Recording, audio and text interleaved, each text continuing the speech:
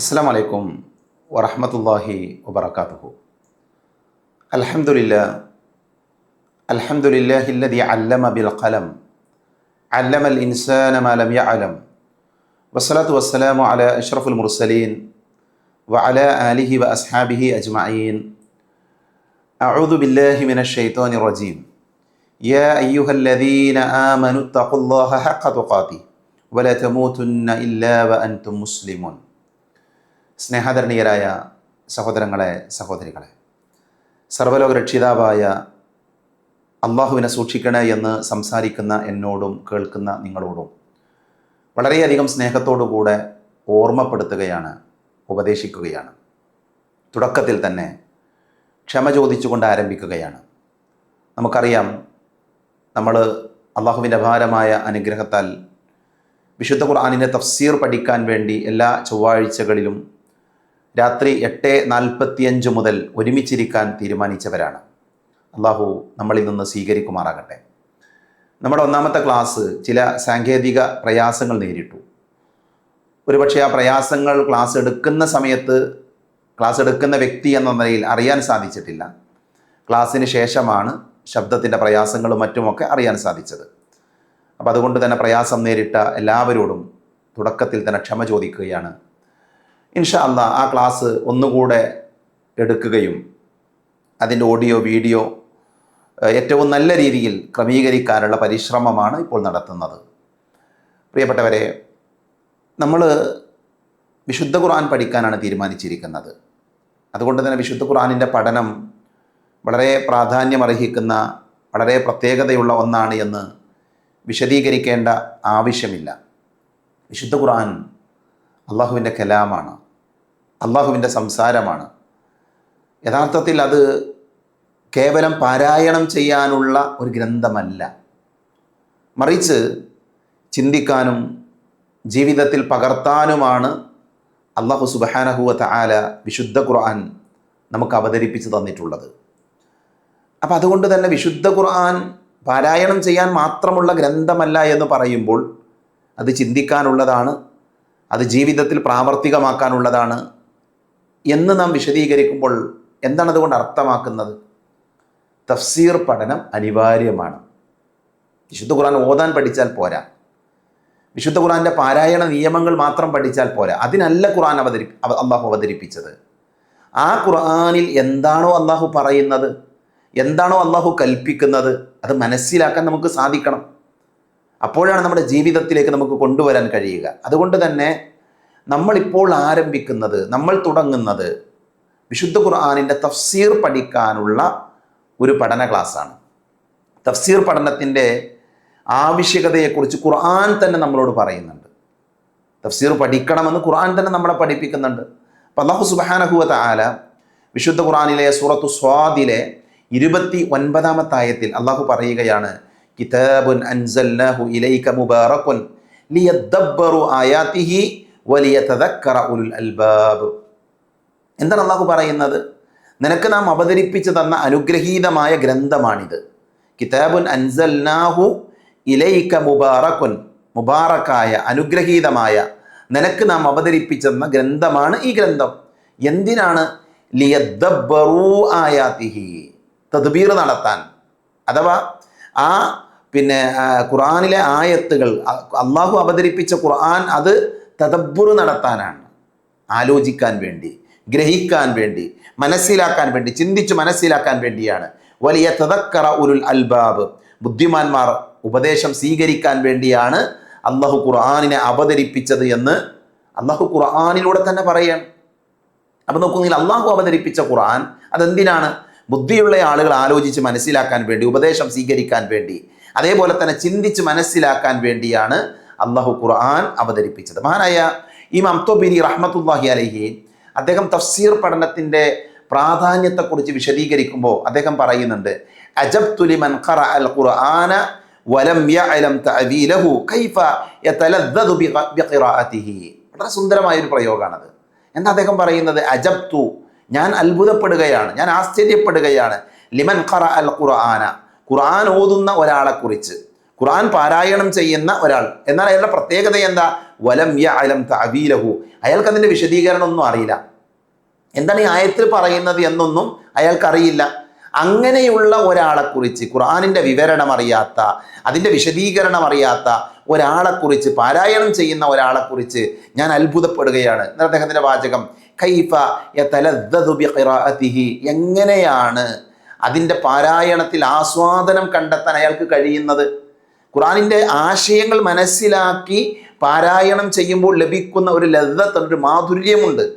ആ മാധുര്യം അതിൻ്റെ ആശയമറിയാത്ത ഒരാൾക്ക് ലഭിക്കുകയില്ല എന്നാണ്. ഖുർആനിൻ്റെ പാരായണത്തിന് മാധുര്യമുണ്ട്, സംശയമല്ല. ഖുർആന്റെ പാരായണം തന്നെ നമ്മുടെ മനസ്സുകൾക്ക് വലിയ സന്തോഷം നൽകുന്ന കാര്യമാണ്. പക്ഷേ മഹാപണ്ഡിതൻ ഇവിടെ പറയുന്നത് ആ ഖുർആനിൻ്റെ ആയത്തുകളുടെ ആശയങ്ങൾ കൂടെ മനസ്സിലാക്കി പാരായണം ചെയ്താൽ ലഭിക്കുന്ന ഒരു മാധുര്യമുണ്ട്. അത് അത്ഭുതകരമാണ്, അത് ആശ്ചര്യകരമാണ്.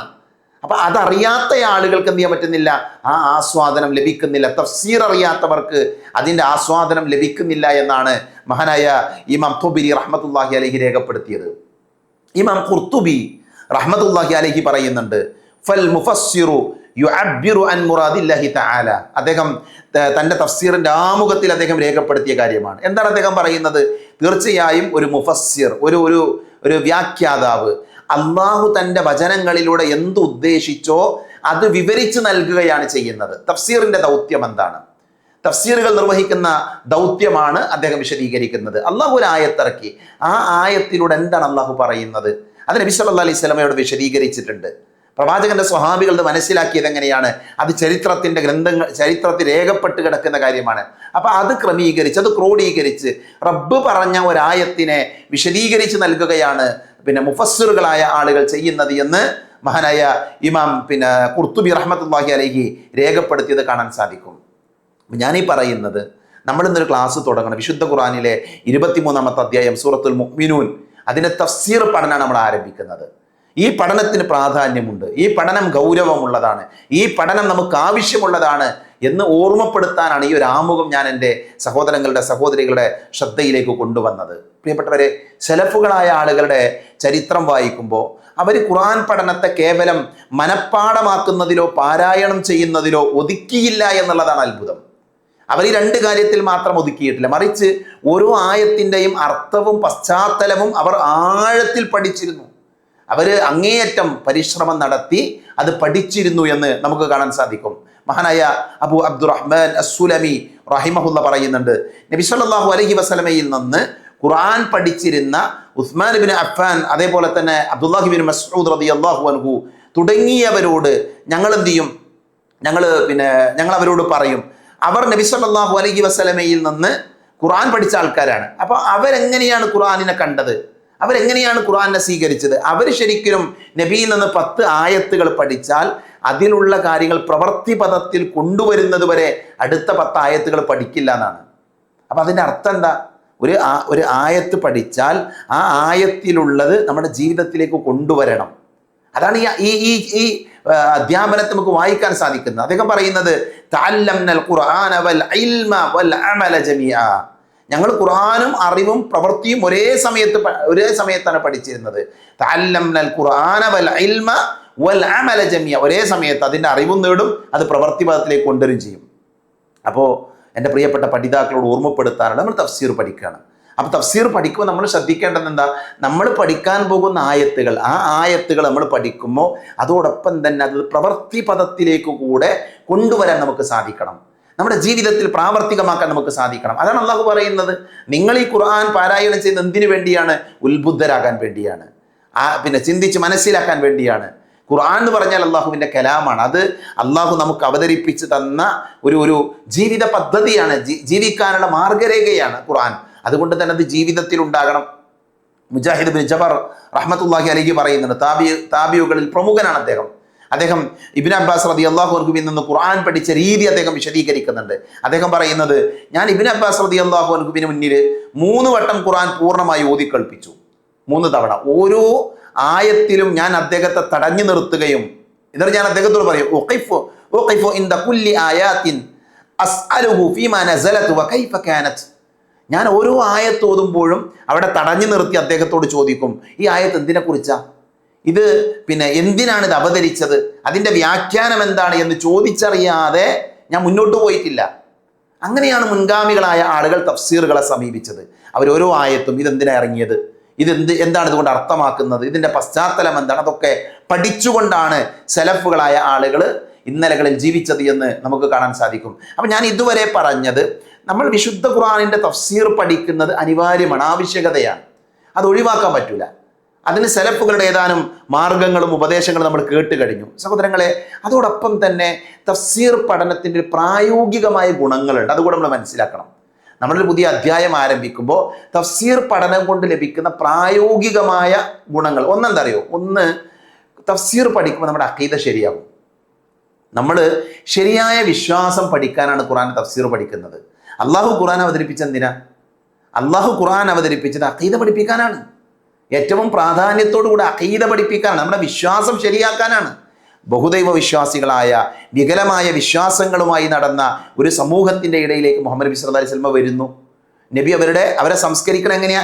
വിശുദ്ധ ഖുർആൻ ഓതിക്കെടുത്തു. യുഅല്ലിമുഹും, പിന്നെ പ്രവാചകൻ അവരെ പഠിപ്പിച്ചു. വയുസക്കീഹിം, നബി അവരെ സംസ്കരിച്ചു. യത്ലു അലൈഹിം ആയാതിഹി വയുസക്കീഹിം വയുഅല്ലിമുഹുൽ കിതാബ വൽ ഹിക്മ. ഖുർആനും അതേപോലെ തന്നെ സുന്നത്തൊക്കെ മുന്നിൽ വെച്ച് നബി അവരെ സംസ്കരിച്ചു. അവരാരാ? വഇൻ കാനൂ മിൻ ഖബ്ലു ലഫീ ളലാലിൻ മുബീൻ. വ്യക്തമായ വഴികേടിലായിരുന്ന ആൾക്കാരാണ്. എല്ലാ തോന്നിവാസം ഉണ്ടായിരുന്നു. ബഹുദൈവാരാധന പ്രകടമായിരുന്നു. വിഗ്രഹങ്ങളെ ആരാധിക്കുന്ന, വിഗ്രഹങ്ങളുടെ മുമ്പിൽ സുജൂദ് ചെയ്യുന്ന തെറ്റായ വിശ്വാസത്തിൻ്റെ അഖീദയുടെ ആളുകളായിരുന്നു അവർ. അവരെ നബി സല്ലല്ലാഹു അലൈഹി വസല്ലം സംസ്കരിക്കാൻ ഓതിക്കൊടുത്തത് എന്താ? ഖുർആനാണ്. അപ്പോൾ ആ ഖുർആൻ പഠിക്കുമ്പോൾ, ആ ഖുർആൻ്റെ തഫ്സീർ പഠിക്കുമ്പോൾ നമുക്ക് കിട്ടുന്ന നേട്ടം എന്താ? നമ്മുടെ അഖീദ ശരിയാകും, നമ്മുടെ വിശ്വാസം ശരിയാകും. അതാണ് ഒന്നാമത്തെ ഫായിദ, ഒന്നാമത്തെ ഉപകാരം. രണ്ട്, ഖുർആൻ നമ്മൾ വായിച്ചു പോകുമ്പോൾ നമുക്ക് എന്ത് ചെയ്യാൻ പറ്റും? ഫിഖ് പഠിക്കാൻ പറ്റും, ഇസ്ലാമിലെ കർമ്മശാസ്ത്രങ്ങൾ പഠിക്കാൻ പറ്റും. വിശ്വാസം ശരിയാകുന്ന ഒരാൾ പിന്നാളിച്ച് നിസ്കരിക്കണം എന്നുള്ള കൽപ്പന ഖുർആനിലുണ്ട്. നിസ്കാരത്തിലെ സുജൂദിനെ കുറിച്ച്, റുകൂഇനെ കുറിച്ച് ഖുർആനിലുണ്ട്. അതേപോലെ തന്നെ പിന്നെ ഹജ്ജിനെ കുറിച്ച്, ഇബാദാത്തുകളെ കുറിച്ച്, ആരാധനകളെ കുറിച്ച് എന്ത് ചെയ്യാൻ പറ്റും? നമുക്ക് തഫ്സീർ പഠിക്കുമ്പോൾ നമുക്ക് പഠിക്കാൻ പറ്റും. നമ്മുടെ സ്വഭാവവുമായി ബന്ധപ്പെട്ട, പിന്നെ നമ്മൾ ഒഴിവാക്കേണ്ട കാര്യങ്ങൾ, നമ്മുടെ ജീവിതത്തിലേക്ക് കൊണ്ടുവരേണ്ട കാര്യങ്ങൾ, ഇതൊക്കെ ഇവിടുന്ന് കിട്ടും. തഫ്സീർ പഠിക്കുമ്പോൾ നമുക്ക് ലഭിക്കും. അപ്പോൾ ഒന്ന്, അഖീദ ശരിയാകും. രണ്ട്, കർമ്മശാസ്ത്രം ഫിഖ് എന്ത് ചെയ്യാൻ പറ്റും? നമുക്ക് പഠിക്കാൻ പറ്റും. മൂന്നാമതായി, നമുക്ക് തഖ്വ ഉണ്ടാകും, ആത്മീയമായ ചൈതന്യം ഉണ്ടാകും.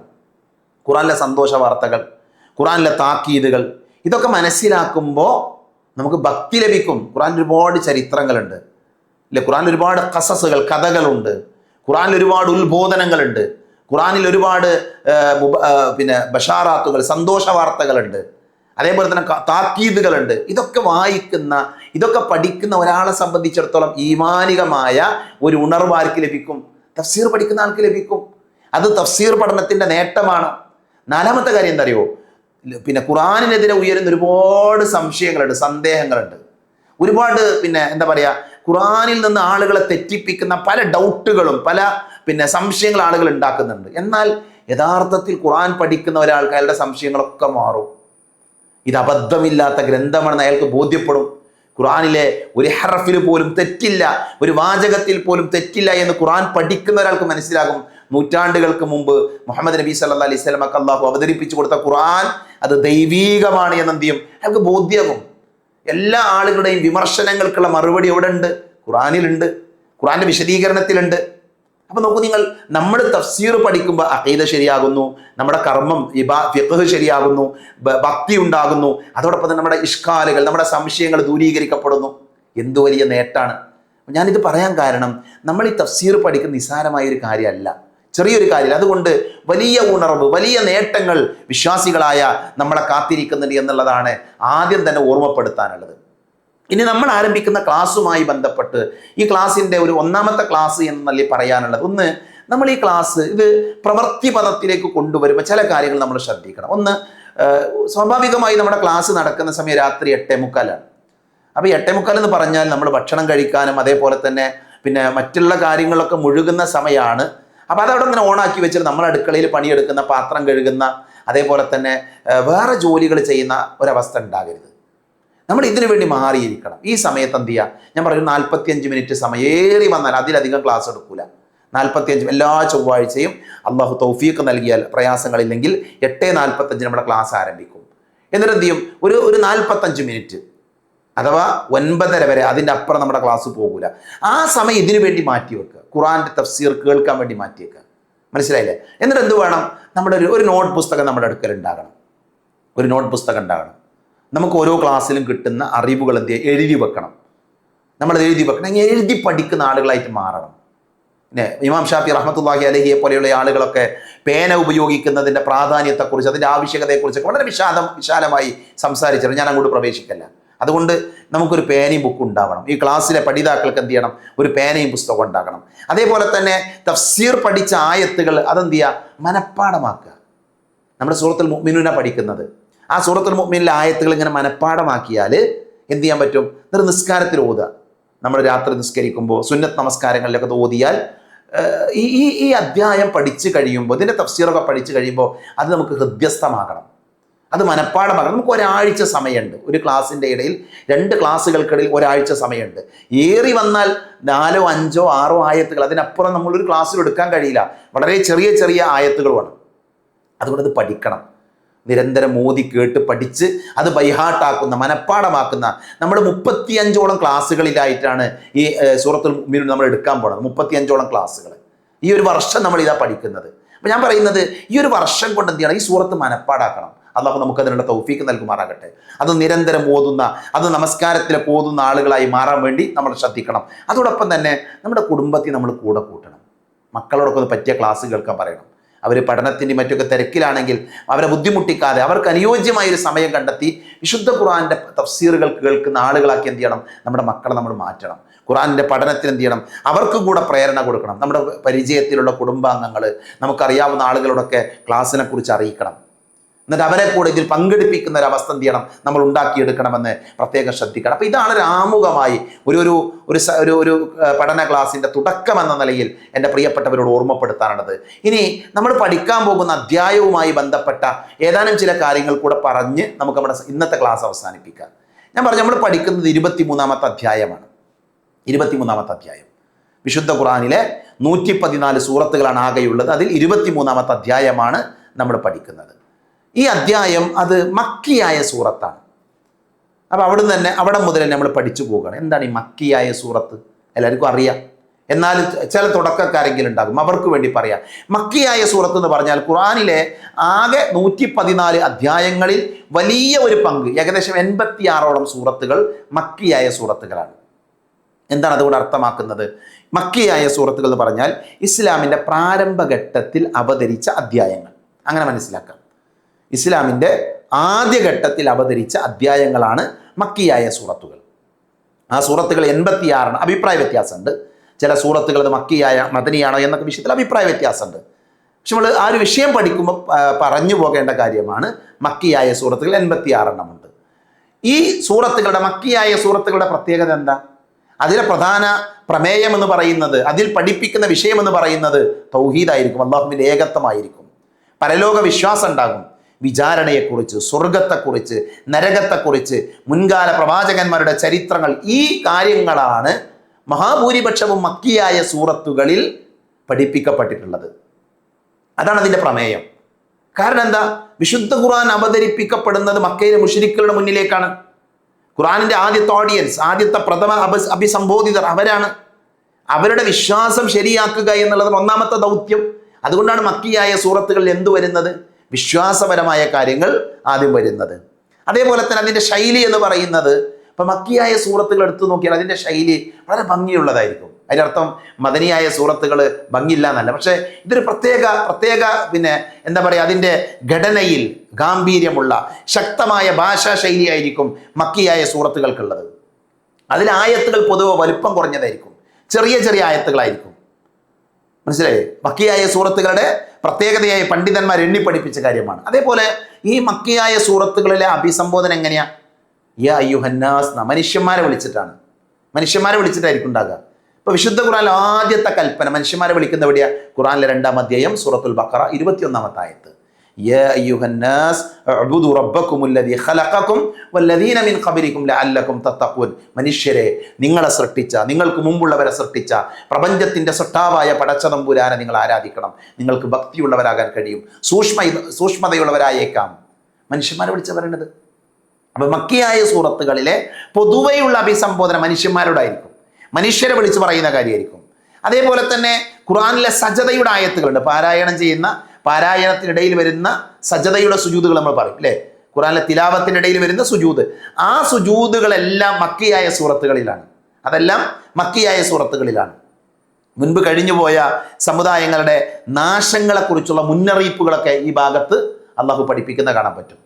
ഞാൻ പറഞ്ഞ നമ്മൾ പഠിക്കുന്ന അധ്യായം മക്കിയായ സൂറത്താണ്. മക്കിയായ സൂറത്ത് എന്ന് പറഞ്ഞാൽ ഇസ്ലാമിൻ്റെ പ്രാരംഭഘട്ടത്തിൽ അവതീർണമായതാണ്. അതിലെ പ്രധാന വിഷയം തൗഹീദായിരിക്കും. അപ്പം അത് പറയുമ്പോൾ തന്നെ നമ്മൾ പഠിക്കാൻ പോണ വിഷയത്തിൽ എന്തുണ്ടാകും? തൗഹീദുമായി ബന്ധപ്പെട്ട, പരലോകവുമായി ബന്ധപ്പെട്ട, സ്വർഗവും നരകവുമായി ബന്ധപ്പെട്ട കാര്യങ്ങൾ ചർച്ചയ്ക്ക് വരും. അതിൻ്റെ അർത്ഥം മറ്റു കാര്യങ്ങളൊന്നും അതിൽ വരില്ല എന്നല്ല, പ്രാധാന്യം അതിനായിരിക്കും എന്നർത്ഥം. കുറച്ചുകൂടെ ഗൗരവത്തിൽ ആ വിഷയങ്ങൾ എന്ത് ചെയ്തിട്ടുണ്ടാവും? സൂചിപ്പിച്ചിട്ടുണ്ടാകും. ഇനി മദനിയായ സൂറത്തുകളോ? ഖുറാനിലെ 86 സൂറത്തുകൾ മക്കിയായതെന്ന് പറഞ്ഞു, ബാക്കി 28 സൂറത്തുകൾ അത് മദനിയായ, മദീനയിൽ അവതീർണമായ അധ്യായങ്ങൾ എന്ന പേരിലാണ് അറിയപ്പെടുന്നത്. അഥവാ ഇസ്ലാമിലെ ഒരു മദീനയിൽ ഒരു ഇസ്ലാമിക സമൂഹം അല്ലെങ്കിൽ ഭരണകൂടം നിലവിൽ വന്നതിന് ശേഷമാണ് എന്ത് ചെയ്യുന്നത്? ഈ ആയത്ത്, ഈ അധ്യായങ്ങൾ, ഈ സൂറത്തുകളൊക്കെ എന്ത് ചെയ്യുന്നത്? അവതരിക്കുന്നത്. അപ്പൊ അതിലെ പ്രതിപാദ്യ വിഷയങ്ങൾ എന്താ? അതിലെ ചർച്ചാ വിഷയങ്ങൾ എന്താ? അതിലെ ആരാധനാകർമ്മങ്ങൾ, നമസ്കാരം, സക്കാത്ത്, നോമ്പ്, ഹജ്ജ്, കുടുംബ വിഷയങ്ങൾ, അതേപോലെ തന്നെ വിവാഹം, അനന്തരാവകാശം, അങ്ങനെയുള്ള കാര്യങ്ങൾ, യുദ്ധവുമായി ബന്ധപ്പെട്ട നിയമങ്ങൾ, അതൊക്കെയാണ് മദനിയായ സൂറത്തുകളിൽ അധികം കടന്നു വന്നിട്ടുള്ളത്. അതിലെ ആയത്തുകൾ എടുത്തു നോക്കിയാൽ ഒരല്പം സുദീർഘമായ ആയത്തുകളായിരിക്കും. മദീനയിൽ അവതീർണമായ ആയത്തുകൾ കുറച്ച് വലിപ്പം കൂടി. ഇപ്പൊ ആയത്തുദ്ദൈൻ, കടവുമായി ബന്ധപ്പെട്ട ഒരു പേജുള്ള ആയത്താണ്, ഒരു പേജുള്ള ആയത്താണ് ആയത്തുദ്ദൈൻ, സുദീർഘമായ ആയത്താണ്. അപ്പൊ അത് മദനിയായ സൂറത്തുകളുടെ പ്രത്യേകതയായി കൊണ്ട് പഠിപ്പിക്കുന്ന. പിന്നെ അതിൽ അഭിസംബോധന യാ യുഹല്ലദീന ആമനു എന്നായിരിക്കും. യാ യുഹല്ലദീന ആമനു, അല്ലയോ വിശ്വാസം സ്വീകരിച്ചവരെ, വിശ്വാസികളായ ആളുകളെ. കാരണം വിശ്വാസമുള്ള ആളുകൾ അവർ പിന്നെ ചെയ്യേണ്ട കുറെ കാര്യങ്ങൾ, അവർ നിസ്കരിക്കണം, അവർ നോമ്പ് വെക്കണം, അവർ സക്കാത്ത്. ഇപ്പം യാ യുഹല്ലദീന ആമനു ർകഉ വസ്ജുദു, യാ യുഹല്ലദീന ആമനു കുതിബ അലൈക്കുമുസ് സിയാം, യാ യുഹല്ലദീന ആമനു കുതിബ അലൈക്കുമുൽ ഖിതാൽ, യാ യുഹല്ലദീന ആമനു ഇദാ നൂദിയ ലിസ്സലാത്തി മിൻ യൗമിൽ ജുമുഅ. ഇതൊക്കെ ഇവിടുന്ന മദനിയായ സൂറത്തുകളിലാണ്. അവിടെയുള്ള അഭിസംബോധന എന്താ? യാ യുഹല്ലദീന ആമനു എന്നാണ്. വിശ്വാസി സമൂഹത്തെ വിളിച്ചുകൊണ്ടാണ് എന്ത് ചെയ്യുന്നത്? ഈ അധ്യായത്തിൽ, ഈ ഭാഗങ്ങളിലെ അഭിസംബോധനകൾ നമുക്ക് കാണാൻ പറ്റും.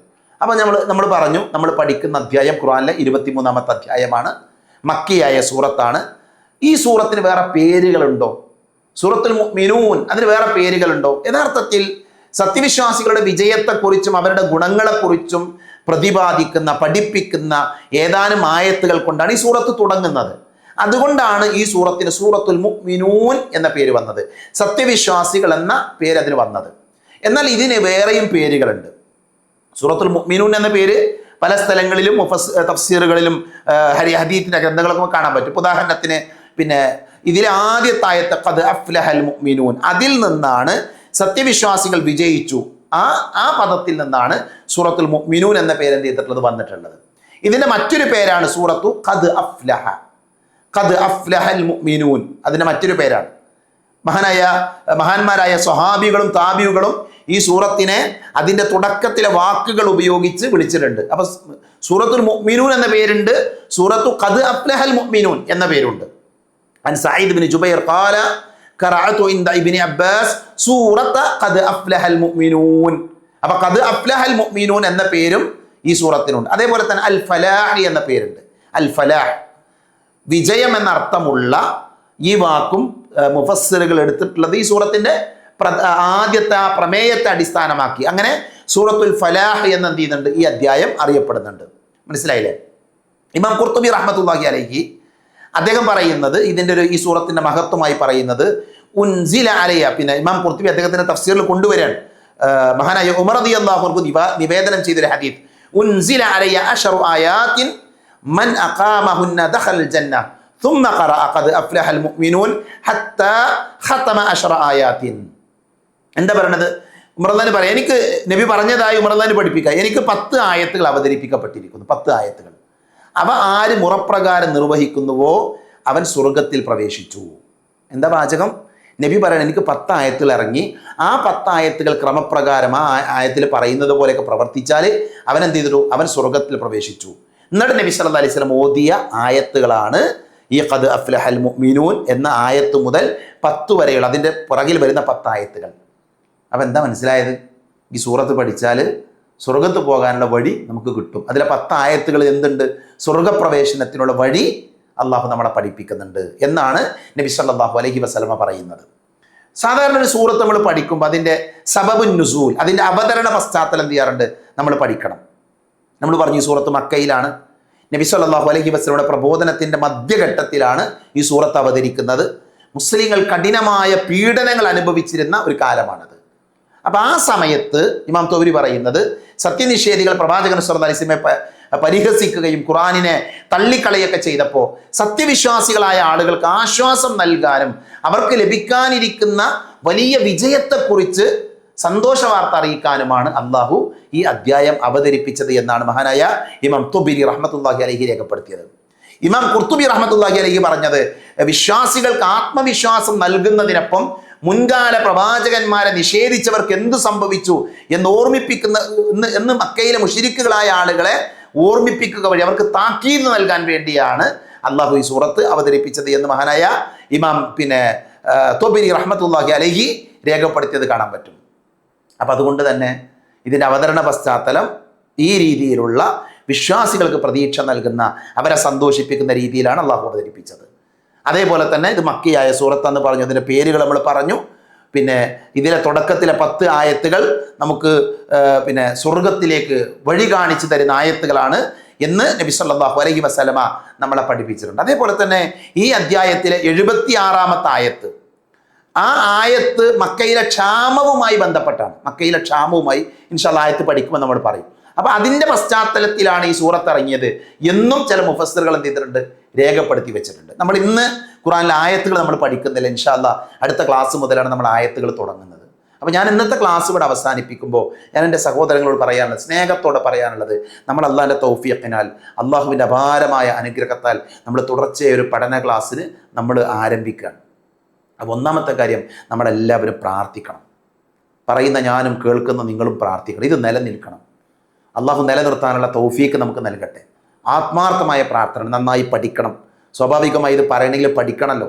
അപ്പോൾ അതുകൊണ്ട് പഠിക്കാൻ, നന്നായി പ്രസൻറ്റ് ചെയ്യാൻ, പറയാനുള്ള തൗഫീഖിന് വേണ്ടി നിങ്ങളെല്ലാവരും ദുആ ചെയ്യണമെന്ന് സ്നേഹത്തോടു കൂടെ ഓർമ്മപ്പെടുത്താണ്. 2, ഇതിൻ്റെ ഒരു സമയം ഇതിനു വേണ്ടി എല്ലാവരും എന്ത് ചെയ്യണം? മാറ്റിവെക്കാൻ തയ്യാറാകണം. ഒന്ന് നന്നായി പഠിക്കാൻ ശ്രമിക്കണം. അതോടൊപ്പം തന്നെ ഇതിൻ്റെ ക്ലാസ് പരീക്ഷകൾ ഉണ്ടാകും. നമ്മൾ ഈ സിലബസ് നമ്മൾ എടുക്കുന്നത് തന്നെ നമുക്കറിയാം. നമ്മുടെ കൂട്ടായ്മ വിസ്ഡം ഇസ്ലാമിക് ഓർഗനൈസേഷനിലെ യുവഘടകമായ യൂത്തിൻ്റെ നേതൃത്വത്തിൽ QHLS നടക്കുന്നുണ്ട്. QHLS എല്ലാ സ്ഥലങ്ങളിലും ഉണ്ടാവും, എല്ലാ സ്ഥലങ്ങളിലും. അപ്പോൾ അതിൻ്റെ സിലബസാണ് ഈ അധ്യായം. ഇനി അടുത്ത വർഷത്തേക്കുള്ള ഈ പുതിയ ടേമിലേക്കുള്ള സിലബസാണ് ഈ അധ്യായം. അതുകൊണ്ട് തന്നെ ആ സംസ്ഥാന ഘടകം നടത്തുന്ന പരീക്ഷയിൽ നമുക്ക് പങ്കെടുക്കാൻ പറ്റും. ആ പരീക്ഷയിൽ നമുക്ക് പങ്കെടുക്കാൻ പറ്റും നമ്മൾ പഠിച്ചാൽ. മനസ്സിലായില്ലേ? പരീക്ഷ ഇതെന്ന് പറഞ്ഞാൽ പരീക്ഷയിൽ വിജയം നേടാനും സമ്മാനത്തിന് വേണ്ടി മാത്രമൊന്നല്ല. അതതിൻ്റെ ഒരു ഭാഗമായി കൊണ്ട് എന്ത് ചെയ്യണം? നമ്മൾ നടത്തുന്നതാണ്.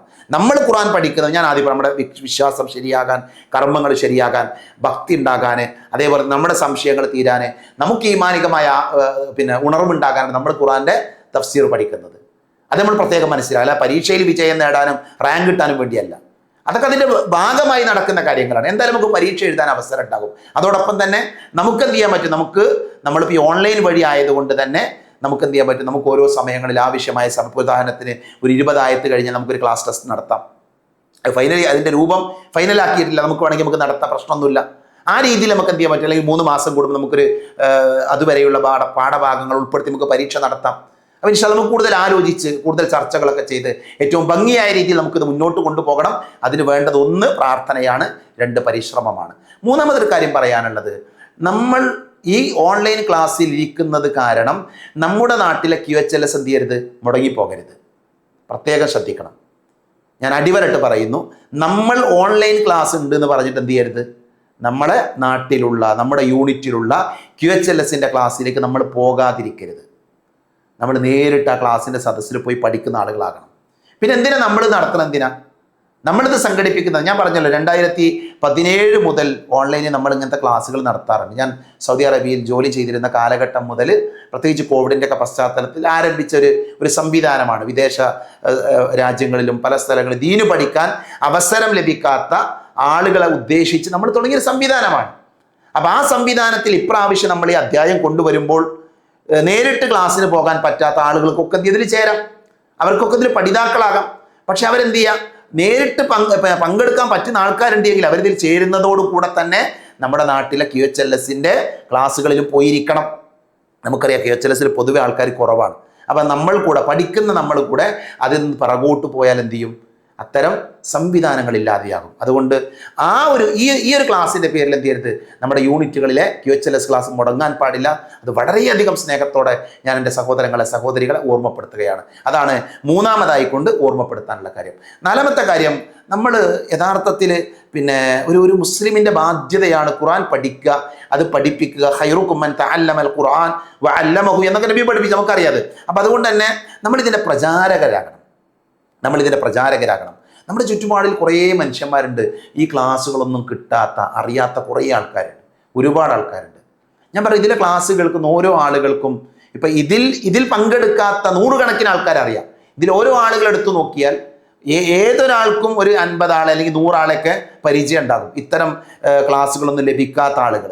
അപ്പം നമ്മൾ അങ്ങനെ ഒരു ലക്ഷ്യം വെച്ച് അത്തരം ആളുകളിലേക്ക് ഈ ക്ലാസ്സുകൾ, ഇതുപോലെയുള്ള ക്ലാസ്സുകളൊക്കെ എത്തിക്കാൻ വേണ്ടി എന്ത് ചെയ്യണം, ശ്രമിക്കണം. നമ്മൾ ഖുർആനിൻ്റെ പഠിതാക്കളാകണം, അതിൻ്റെ പ്രചാരകരുമാകണം.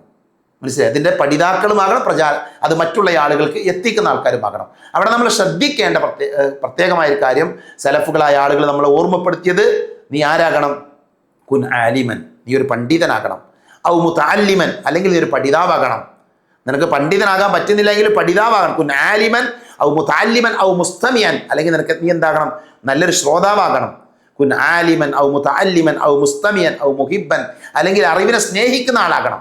വലാ തകുൻ ഖാമിസ, അഞ്ചാമതൊന്നും നീ ആകരുതെന്ന. അപ്പം നമ്മൾ പഠിച്ച് നല്ല വിവരമുള്ള ആൾക്കാരാകാനാണ് ശ്രമിക്കേണ്ടത്. ഒരു പക്ഷെ അതിന് പറ്റുന്നില്ല എങ്കിലോ എപ്പോഴും ഒരു വിദ്യാർത്ഥിയെങ്കിലും ആകാം.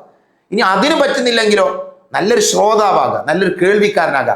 അതിനും പറ്റുന്നില്ലെങ്കിൽ പണ്ഡിതന്മാരെ, പഠിക്കുന്നവരെ, അതേപോലെ തന്നെ നല്ല ശ്രോതാക്കളെയൊക്കെ ഇഷ്ടപ്പെടുന്ന, ദീനിനെ ഇഷ്ടപ്പെടുന്ന, അത്തരം കാര്യങ്ങളെ സ്നേഹിക്കുന്ന ആൾ. ഇതല്ലാത്തൊന്നാകരുത് എന്നാണ്. അല്ലാത്തൊന്നാകാൻ പാടില്ല. മഹാനായ സുഫിയാനു സൗരി റഹ്മത്തുള്ളാഹി അലൈഹി പറയുന്നുണ്ട്, നമ്മുടെ ഒരു അറിവിനോട് എടുക്കേണ്ട സമീപനം പറയുമ്പോൾ ആദ്യം നമ്മൾ എന്ത് ചെയ്യുക, നമ്മളത് കേൾക്കുക, എന്നിട്ട് അത് മനസ്സിലാക്കുക, എന്നിട്ട് നമ്മളത് ഹിഫ്ളാക്കുക, എന്നിട്ട് നമ്മൾ എന്ത് ചെയ്യുക, അത് പ്രവൃത്തിപഥത്തിൽ കൊണ്ടുവരിക, എന്നിട്ട് നമ്മൾ പ്രചരിപ്പിക്കുക. നമ്മളെ വേഗം പ്രചരിപ്പിക്കുന്ന ആൾക്കാരാകരുത്. നമ്മൾ ആദ്യം അതൊന്ന് പഠിച്ച് മനസ്സിലാക്കി ഹിഫ്ളാക്കി, അതോടൊപ്പം തന്നെ നമ്മുടെ ജീവിതത്തിൽ കൊണ്ടുവരാൻ പറ്റുന്ന കാര്യങ്ങളൊക്കെ ജീവിതത്തിലേക്ക് കൊണ്ടുവന്നിട്ട് മറ്റുള്ള ആളുകളിലേക്ക് എത്തിക്കുന്ന ആൾക്കാരാകാനാണ് നമ്മൾ ശ്രദ്ധിക്കേണ്ടത്. അതാണ് ആമുഖമായി ഈ ക്ലാസ്സിൻ്റെ തുടക്കത്തിൽ ഓർമ്മപ്പെടുത്താൻ. ഇൻഷാ അല്ലാഹ് നമുക്ക് അടുത്ത ചൊവ്വാഴ്ച 8:45 വീണ്ടും ഒരുമിച്ചിരിക്കാം. അള്ളാഹുവിൻ്റെ കലാമായ വിശുദ്ധ ഖുർആനിലെ സൂറത്തുൽ മുഅ്മിനൂനിലെ 1-ാമത്തെ ആയത്ത് മുതൽ നമുക്ക് പഠിച്ചു തുടങ്ങാം. റബ്ബിനോട് ആത്മാർത്ഥമായി പ്രാർത്ഥിക്കുക, അള്ളാഹു നമുക്ക് എല്ലാവർക്കും പരിപൂർണമായ ഇൽമ നൽകി തഫ്സീർ പഠിക്കുന്ന, അതിൻ്റെ വിശദീകരണം മനസ്സിലാക്കുന്ന നല്ല ആളുകളുടെ കൂട്ടത്തിൽ നമ്മളെ എല്ലാവരെയും ഉൾപ്പെടുത്തി അനുഗ്രഹിക്കുമാറാകട്ടെ. ഞാൻ കഴിഞ്ഞ ചൊവ്വാഴ്ച നമ്മുടെ ക്ലാസ് നടക്കുന്ന സമയത്ത് എൻ്റെ പ്രിയപ്പെട്ട സഹോദരൻ, നിങ്ങളിൽ പലരും അറിഞ്ഞതുപോലെ എൻ്റെ സുഹൃത്ത് CH മാനുവിൻ്റെ മമ്പാടുള്ള നമ്മുടെ മലപ്പുറം ഈസ്റ്റ് ജില്ലയുടെ ജില്ലാ ട്രഷററാണ് അദ്ദേഹം. അദ്ദേഹത്തിൻ്റെ മകൻ തലച്ചോറിൽ ബ്ലീഡിങ്ങുമായി ബന്ധപ്പെട്ട് അന്ന് ഹോസ്പിറ്റലിലായിരുന്നു. കഠിനമായ അത്യാസന്നനായ അവസ്ഥയിലായിരുന്നു. എല്ലാവരോടും പ്രാർത്ഥിക്കാൻ വേണ്ടി ഓർമ്മപ്പെടുത്തിയിരുന്നു കഴിഞ്ഞ ക്ലാസ്സിൽ. ആ സഹോദരൻ, നമ്മുടെ ആ കുഞ്ഞ് മോൻ, അദ്ദേഹം മരണപ്പെട്ടു. അല്ലാഹു അവൻ്റെ ഖബർ ജീവിതം സന്തോഷകരമാക്കുമാറാകട്ടെ. ഇന്നലെയാണ് അദ്ദേഹം മരണപ്പെട്ടത്. അദ്ദേഹത്തിൻ്റെ ജനാസ സംസ്കരണത്തിൽ 100 കണക്കിന് ആളുകൾ പങ്കെടുത്തു. വലിയ ആ ദുഃഖത്തിൻ്റെ ഇടയിലും വേദനക്കിടയിലും വലിയ സന്തോഷം തോന്നിയ കാര്യമാണ്. മരിച്ചു കിടക്കുന്ന സഹോദരന് വേണ്ടി മയ്യത്ത് നമസ്കരിക്കാൻ കിലോമീറ്ററുകൾ താണ്ടി ഒരുപാട് ദൂര ദിക്കുകളിൽ നിന്ന് 100 കണക്കിന് ആളുകൾ വന്നത് ആദർശ ബന്ധം കൊണ്ടാണ്. ചെറിയ പ്രായത്തിൽ തന്നെ ഒരുപാട് നല്ല കാര്യങ്ങൾ ചെയ്യാൻ ആ കുഞ്ഞുമോന് സാധിച്ചിട്ടുണ്ട്. അദ്ദേഹത്തിൻ്റെ പിതാവ് അതിന് ശക്തമായ പിന്തുണ കൊടുത്താണ്. ഓരോ മരണങ്ങളും നമ്മളെ ചിന്തിപ്പിക്കേണ്ടതാണ്, നമ്മൾ ആലോചിപ്പിക്കേണ്ടതാണ്. പ്രിയപ്പെട്ടവരെ, നമ്മളും മരിക്കും. നമ്മുടെ ആയുസ് വളരെ കുറവാണ്. അതുകൊണ്ട് മരിക്കുന്നതിന് മുമ്പ് എന്ത് ചെയ്യുക, നന്മകൾ ചെയ്യാൻ നമ്മളും നമ്മുടെ കുടുംബമൊക്കെ ഒരു മനോഹരമായ ഇസ്ലാമികമായ ആ ചട്ടക്കൂടിൽ നിന്ന് ജീവിക്കാൻ വേണ്ടി നമ്മൾ ശ്രദ്ധിക്കണം. അതുകൊണ്ട് എല്ലാവരും മരണപ്പെട്ടു പോയ നമ്മുടെ ആ സഹോദരന് വേണ്ടി പ്രാർത്ഥിക്കണമെന്ന് കൂടെ ഓർമ്മപ്പെടുത്തുകയാണ്. അല്ലാഹു ആ കുഞ്ഞു മോൻ്റെ ഖബർ ജീവിതം സന്തോഷകരമാക്കി കൊടുക്കുമാറാകട്ടെ. അവൻ്റെ മരണത്തിലൂടെ വേദനിക്കുന്ന ഞങ്ങളുടെ പ്രിയപ്പെട്ട മാനുവിനും കുടുംബത്തിനും അല്ലാഹു ക്ഷമ പ്രദാനം ചെയ്യുമാറാകട്ടെ. അല്ലാഹുമ്മ ഗ്ഫിർ ലിൽ മുഅ്മിനീന വൽ മുഅ്മിനാത്ത് വൽ മുസ്ലിമീന വൽ മുസ്ലിമാത്ത് والمسلمات الأحياء منكم والأموات اللهم أجرنا من النار اللهم أجرنا من النار اللهم أجرنا من النار ربنا آتنا في الدنيا حسنة وفي الآخرة حسنة وقنا عذاب النار آمين آمين برحمتك يا أرحم الراحمين وآخر دعوانا أن الحمد لله رب العالمين السلام عليكم ورحمة الله وبركاته.